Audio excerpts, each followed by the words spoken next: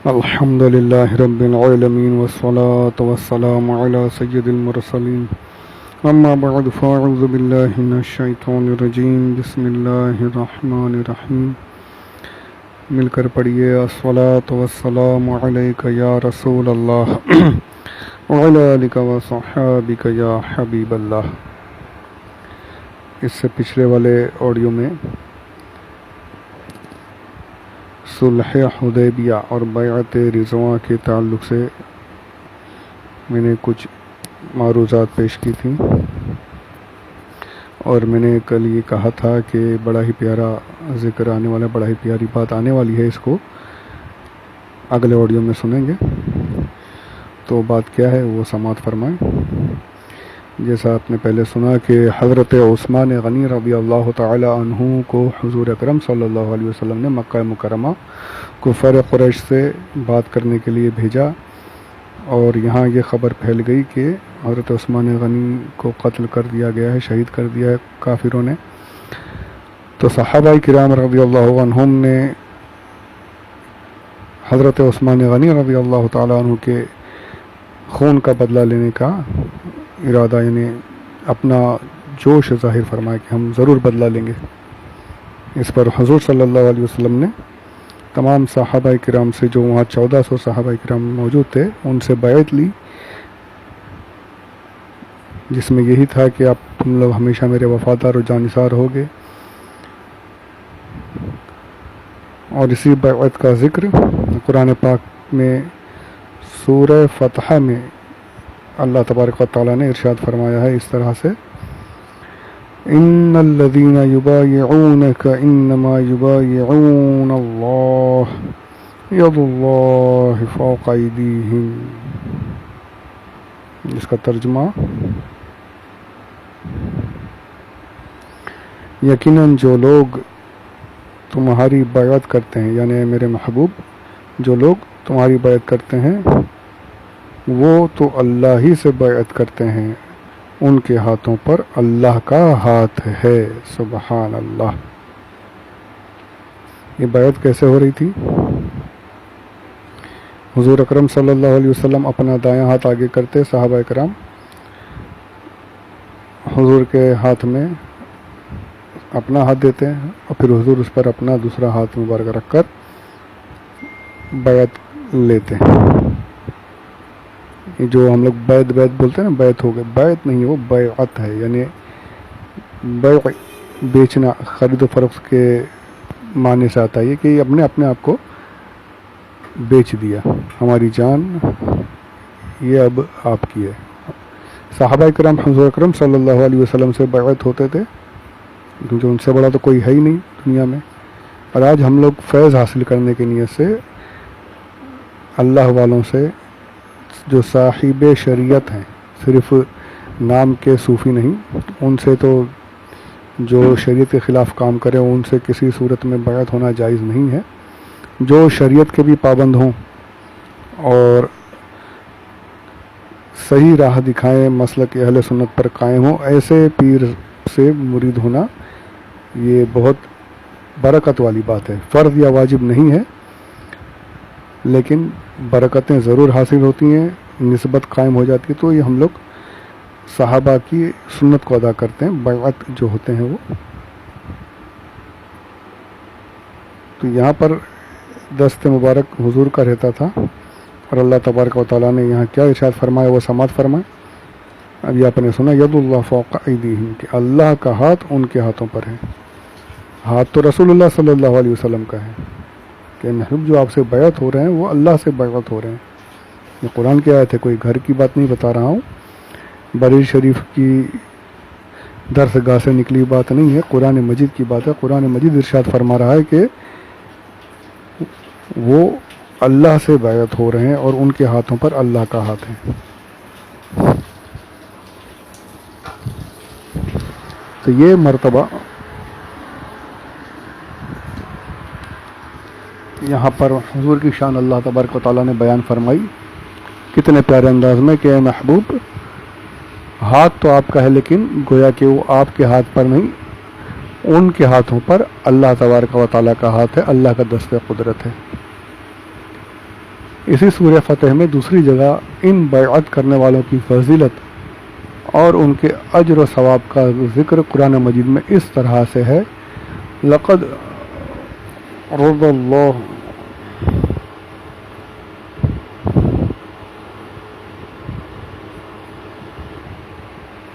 اللہ تبارک و تعالیٰ ارشاد فرماتا ہے، لقد رضی اللہ عن المؤمنین اذ یبایعونک تحت الشجرۃ فعلم ما فی قلوبہم فانزل السکینۃ علیہم وَأَثَابَهُمْ فَتْحًا قَرِيبًا۔ ترجمہ: بے شک اللہ راضی ہوا ایمان والوں سے جب وہ درخت کے نیچے تمہاری بیعت کرتے تھے، تو اللہ نے جانا جو ان کے دلوں میں ہے، پھر ان پر اطمینان اتار دیا اور انہیں جلد آنے والی فتح کا انعام دیا۔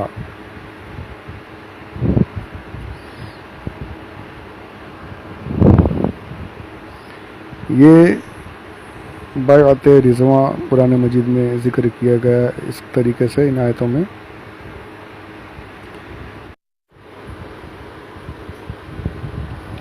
تو یہ بیعت رضواں کا ذکر ہوا، یہاں بیعت ہوئی صحابہ کرام کی حضور اکرم صلی اللہ علیہ وسلم سے، لیکن بیعت رضواں ہو جانے کے بعد پتہ چلا کہ حضرت عثمان رضی اللہ عنہ کی شہادت کی خبر غلط تھی۔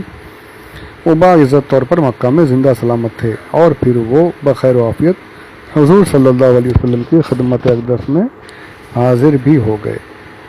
اب یہاں صلح حدیبیہ کا ذکر سماعت فرمائیں۔ حدیبیہ میں سب سے پہلا شخص جو حضور صلی اللہ علیہ وسلم کی خدمت میں حاضر ہوا وہ بدیل بن ورقہ خزائی تھا۔ ان کا قبیلہ اگرچہ ابھی مسلمان نہیں ہوا تھا، مگر یہ لوگ حضور کے حلیف اور انتہائی مخلص و خیرخواہ تھے۔ بدیل بن ورقہ نے آپ صلی اللہ علیہ وسلم کو خبر دی کہ کفار قریش نے بہت بڑی فوج جمع کر لی ہے اور فوج کے ساتھ راشن کے لیے دودھ والی اونٹنیاں بھی ہیں۔ یہ لوگ آپ سے جنگ کریں گے اور آپ کو خانہ کعبہ تک پہنچنے نہیں دیں گے۔ حضور علیہ السلام نے فرمایا کہ تم قریش کو میرا یہ پیغام پہنچا دو کہ ہم جنگ کے ارادے سے نہیں آئے ہیں اور نہ ہم جنگ چاہتے ہیں، ہم یہاں صرف عمرہ ادا کرنے کی غرض سے آئے ہیں۔ مسلسل لڑائیوں سے قریش کو بہت جانی و مالی نقصان پہنچ چکا ہے، لہٰذا ان کے حق میں بھی یہی بہتر ہے کہ وہ جنگ نہ کریں بلکہ مجھ سے ایک مدت معینہ تک صلح کر لیں، یعنی ایک لمیٹڈ پیریڈ کے لیے صلح کر لیجئے اور مجھ کو اہل عرب کے ہاتھ میں چھوڑ دیں۔ اگر قریش میری بات مان لیں تو بہتر ہوگا، اور اگر انہوں نے مجھ سے جنگ کی تو مجھے اس ذات کی قسم ہے جس کے قبضہ قدرت میں میری جان ہے کہ میں ان سے اس وقت تک لڑوں گا کہ میری گردن میرے بدن سے الگ نہ ہو جائے۔ بدیل بن ورقہ آپ کا یہ پیغام لے کر کفار قریش کے پاس گیا اور کہا کہ میں محمد کا ایک پیغام لے کر آیا ہوں، اگر تم لوگوں کی مرضی ہو تو میں ان کا پیغام تم لوگوں کو سناؤں۔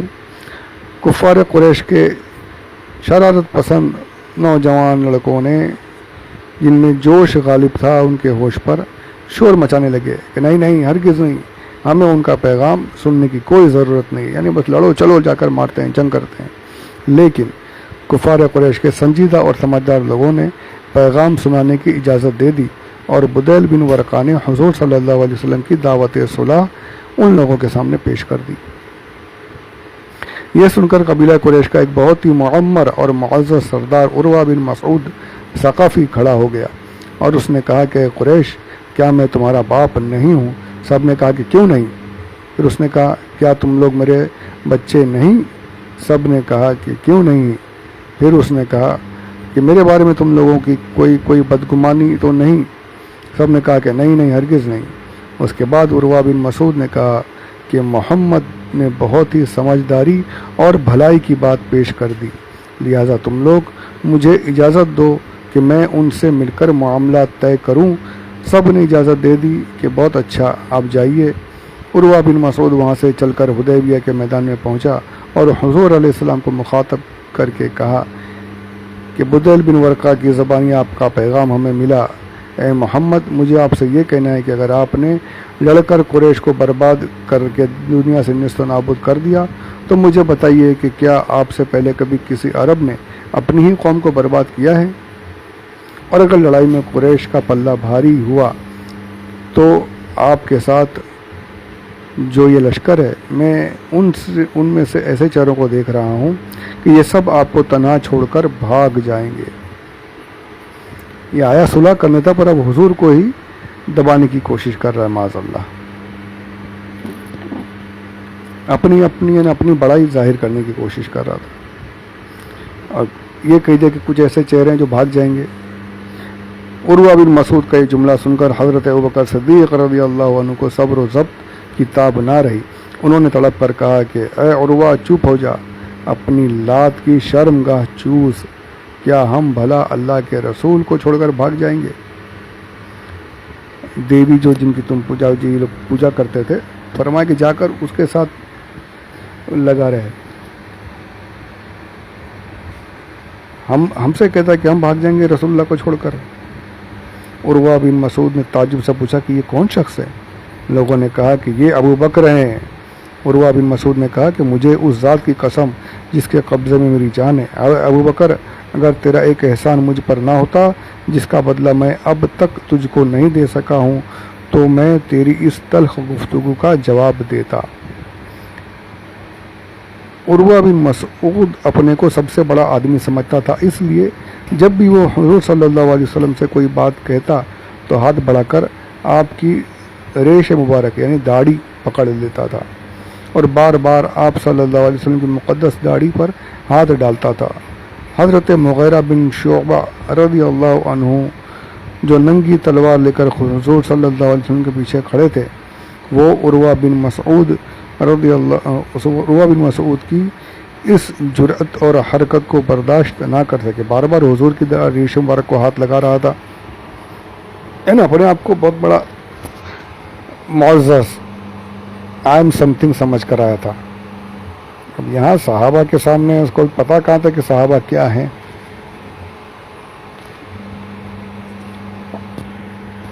حضرت مغیرہ بن شعبہ جو پیچھے کھڑے تھے تلوار لے کر، عروہ بن مسعود جب ریش مبارک کی طرف ہاتھ بڑھاتا تو وہ تلوار کے قبضہ سے اس کے ہاتھ پر مار کر اس سے کہتے کہ ریش مبارک سے اپنا ہاتھ ہٹا لے، جہاں سے تلوار پکڑتے ہیں نا اس سے اس کے ہاتھ پر مارنے لگے۔ عروہ بن مسعود نے اپنا سر اٹھایا، پوچھا کہ یہ کون آدمی ہے؟ لوگوں نے بتایا کہ یہ مغیرہ بن شعبہ ہیں۔ تو عروہ نے ڈانٹ کر کہا کہ اے دغاباز، کیا میں تیری عہد شکنی کو سنبھالنے کی کوشش نہیں کر رہا ہوں؟ یہ ایسا کیوں کہا اس نے؟ تو علامہ تحریر فرماتے ہیں حضرت مغیرہ بن شعبہ رضی اللہ عنہ نے چند آدمیوں کو قتل کر دیا تھا جس کا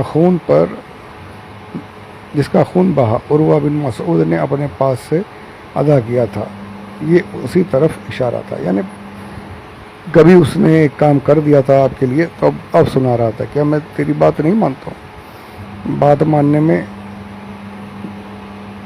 یہ ہونا چاہیے کہ کوئی بات ڈھنگ کی ہو بھی۔ کہتے میں نے جو پرانی تیری بات رکھی تھی اور آج تو میرے ساتھ یہ کہہ رہا ہے، اب تو حضور اکرم صلی اللہ علیہ وسلم کو معاذ اللہ رب العالمین بے ادبی کر رہا ہے کہ تو صحابہ کہاں سے برداشت کرنے والے۔ اس کے بعد عروہ بن مسعود صحابہ کرام کو دیکھنے لگا اور پوری لشکر گاہ کو دیکھ بھال کر وہاں سے روانہ ہو گیا۔ عروہ بن مسعود نے حدیبیہ کے میدان میں صحابہ کرام کی حیرت انگیز اور تعجب خیز عقیدت اور محبت کا جو منظر دیکھا تھا اس نے اس کے دل پر بڑا عجیب اثر ڈالا تھا۔ چنانچہ اس نے قریش کے لشکر میں پہنچ کر اپنا تأثر ان الفاظ میں بیان کیا، اے میری قوم، خدا کی قسم جب محمد کھنکار کر تھونکتے ہیں تو وہ کسی نہ کسی صحابی کی ہتھیلی میں پڑتا ہے اور وہ فرط عقیدت سے اس کو اپنے چہرے اور اپنی کھال پر مل لیتا ہے۔ کس چیز کو؟ حضور اکرم صلی اللہ علیہ وسلم کے مبارک تھوک کو، لعاب دہن کو، جو حضور وضو کے وقت میں یا ایسے ہی खनखार कर थूक दें तो सहाबा इकराम ज़मीन पर गिरने नहीं देते, हाथ में लेकर पूरे अपने बदन पर मल लेते। ये हदीस पाक मौजूद है। इतना अदब, इतनी मोहब्बत। अब आगे क्या कहता है, अगर वो किसी बात का उन लोगों को हुक्म देते हैं तो वो सब के सब उसकी तामील के लिए झपट पड़ते हैं। और वो जब वज़ू करते हैं तो उनके असहाब उनके वज़ू के धोवन को इस तरह लोटे में इस तरह लूटते हैं, लोटे में नहीं, इस तरह लूटते हैं कि गोया उनमें तलवार चल पड़ेगी। अब ये देखिए, हुजूर के गुस्ल मुबारक का, वज़ू का मुबारक पानी गिर रहा है तो सहाबा उसको भी नहीं छोड़ते, सब कुछ बस अपने बदन पर लगाना है। ये अकीदत है। हुजूर ने कहीं हुक्म दिया है इस बारे में कि मेरा वज़ू करूँगा तो पानी गिरेगा तो तुम लोग अपने आप पर लगा लेना?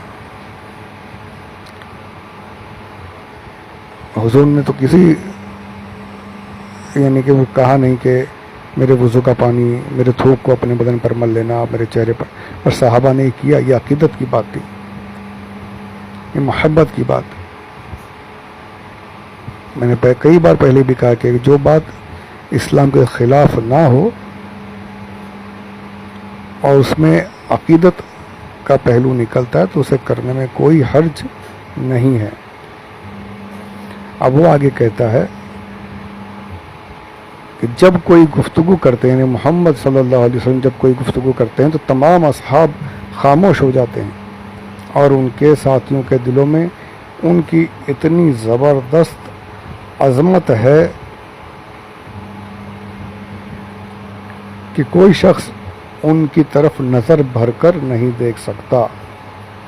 ऐ मेरी कौम, खुदा की कसम मैंने बहुत से बादशाहों का दरबार देखा है। मैं कैसर व कसरा और नज्जाशी के दरबारों में भी बारियाब हो चुका हूँ, मगर खुदा की कसम मैंने किसी बादशाह के वज़ीरों में, बादशाह के दरबारियों में अपने बादशाह की इतनी ताज़ीम नहीं देखी।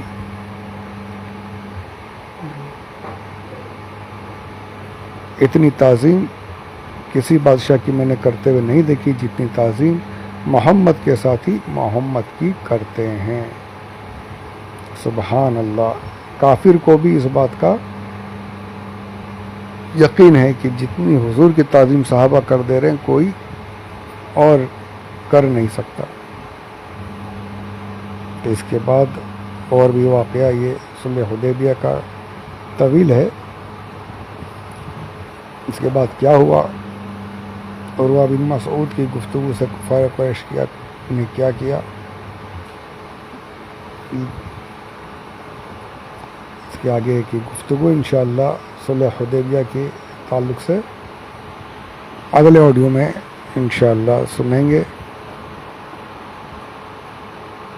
अल्लाह तबारक व तआला सुन कर याद रखने की और अमल करने की तौफीक रफ़ीक अता फ़रमाए। आमीन बिजाह नबी अमीन सल्लल्लाहु अलैहि वसल्लम। वमा अलैना इल्लल बलागुल मुबीन।